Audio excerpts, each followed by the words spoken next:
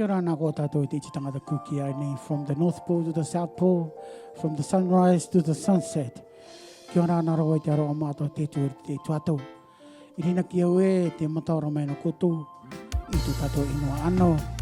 E karongono mai nei, te au imene te kariro, e ka pumana i a kotou, during te tuatau o te COVID, e pēna ka te tuatau o te kiritimiti, e te mataiti o.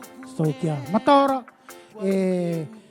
also to my family at home, hope to see you again soon, and I wish you all a very Merry Christmas and a prosperous New Year, and hope to see you very soon, and God bless you all. Kia manuia e kia toa.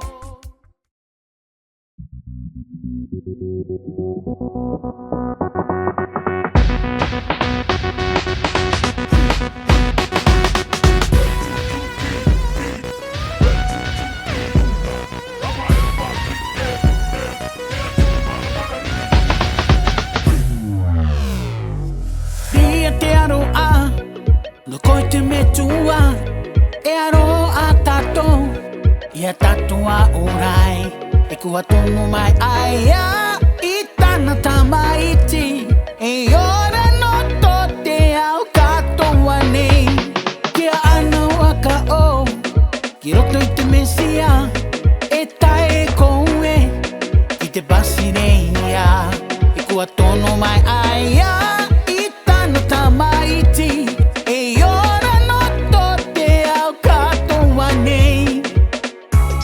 aka pere pere i